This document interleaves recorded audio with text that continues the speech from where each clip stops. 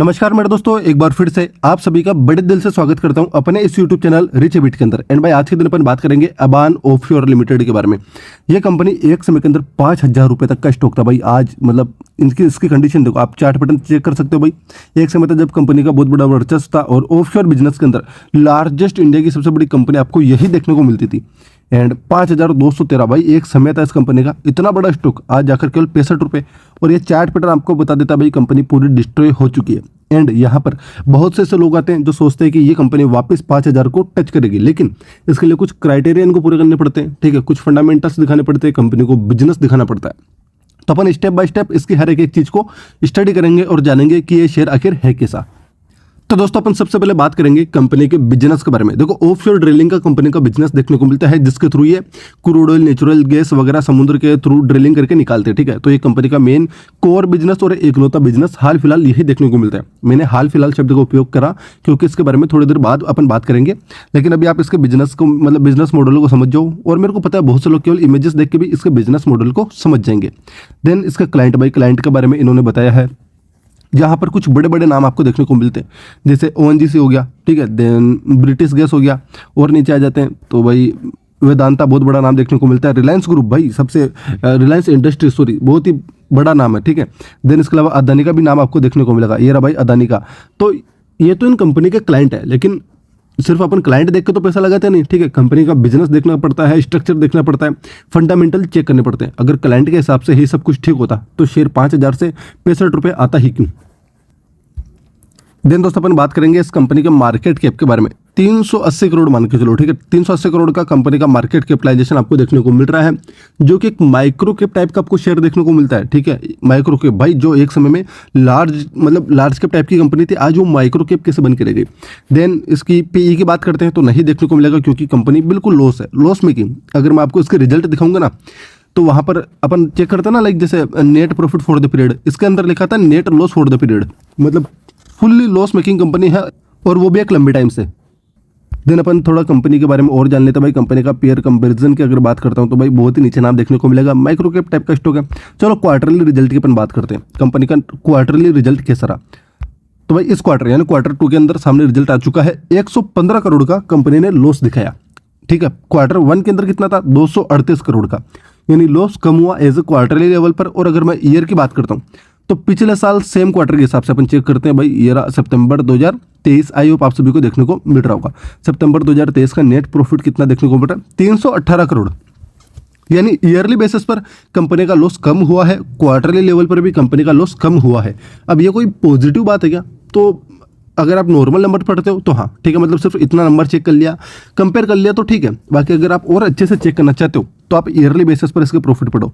तो भाई मैं एक लंबे टाइम से, ठीक है, सन 2013 से बात करते हैं, जहां पर कंपनी प्रॉफिट में थी। नेट प्रॉफिट आप चेक करो कितना है, 194 करोड़, 393 करोड़, उसके बाद 545 करोड़। कंटिन्यूसली हर साल दर ब दर बढ़ता रहा। लेकिन हाल ही में अपने कंपनी का चार्ट पैटर्न चेक करा था, जहां पर 2015 के अंदर भी कंपनी का चार्ट पैटर्न डाउनफॉल में देखने को मिला था। चलो आगे और बात करते हैं। ठीक है, फिर कंपनी आई लॉस मेक के अंदर। ठीक है, 241 करोड़ का लॉस, फिर उसके बाद मतलब 1000 करोड़, 2600 करोड़, 5000 करोड़, 8 से 8,500 9,000 करोड़ देखने को मिल रहा है। फिर 1973 करोड़ का कंपनी का लॉस देखने को मिला। और हाल फिलहाल जो अभी मतलब पिछले साल कितना देखने को मिला था, 1318। यानी इस रेंज के अंदर कंपनी का लॉस पहले भी था, लेकिन अभी ये लॉस कम होते हुए देखने को मिल रहा है। तो भाई ये पहले भी लॉस इतना ही कम हो रहा था, ऐसी कोई बड़ी बात नहीं है कि लॉस पहले कम नहीं हुआ, पहले भी कम हुआ। आप यहाँ पर चेक कर सकते हो कौन सा सन है भाई, 1973 करोड़ का लॉस जहाँ पर देखने को मिला मार्च 2021। ठीक है, 2021 के अंदर भी कंपनी का लॉस कम हुआ था, लेकिन कंपनी ने कमबैक तो नहीं करा। देखो भाई कंपनी में छोटी मोटी जंप आएगी, लेकिन आपका जो बोलते हैं ना एक बड़ा पैसा इससे बना लोगे, वैसा नहीं होगा। आपका एक टाइम पीरियड हो सकता है। तो इस हिसाब से आप ये अनुमान लेके मत चलो कि कंपनी ने क्वार्टरली लेवल पर अच्छा परफॉर्म करा। ठीक है, Q2 के अंदर या फिर पिछले साल सेम क्वार्टर के हिसाब से भी अच्छा परफॉर्म करा तो कंपनी का नंबर अच्छे हो गए। नहीं, कंपनी लॉस मेकिंग है।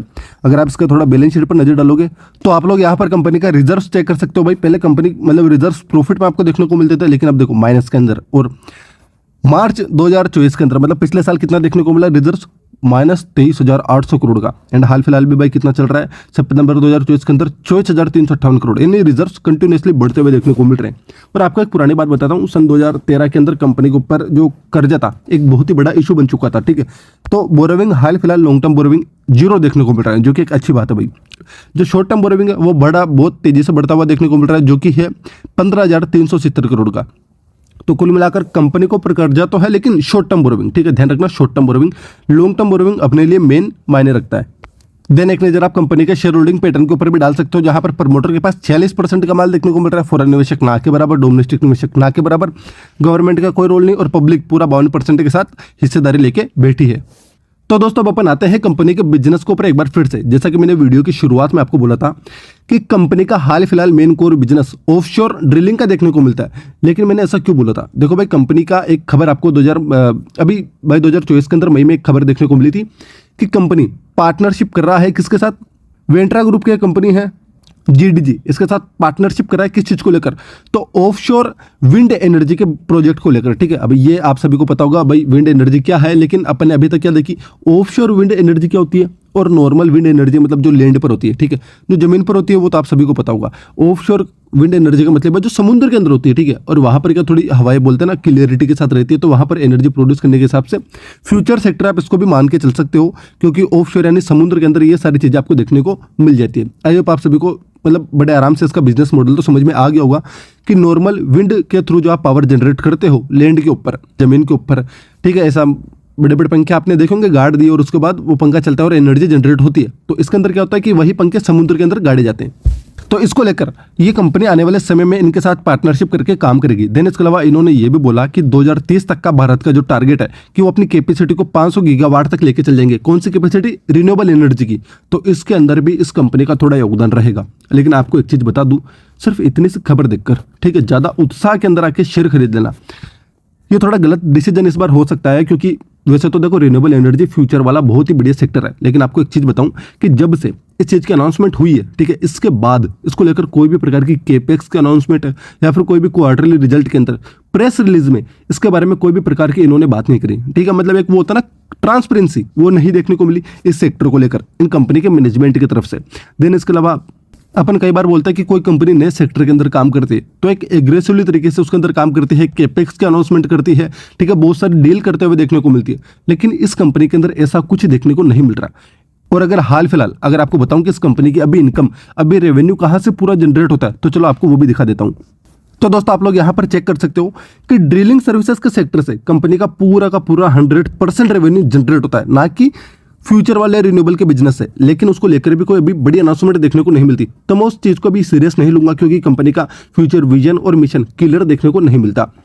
तो दोस्तों अब अपन बात करते हैं कि अपन ने जो भी चीजें भी चेक करी इन सभी का कंक्लूजन क्या निकलता है। देखो भाई, जिनके पास भी ये शेयर है, ठीक है, मैं आपको कोई रिकमेंडेशन तो दे नहीं सकता कि आप बाय करो, होल्ड करो, एवरेज करो या सेल करो, वो आपकी मर्जी है। लेकिन एक चीज बता दूं कि ये जो कंपनी है, ठीक है, एक ट्रेडिंग टाइप का आपको स्टॉक देखने को मिलता है, माइक्रो कैप टाइप की कंपनी है।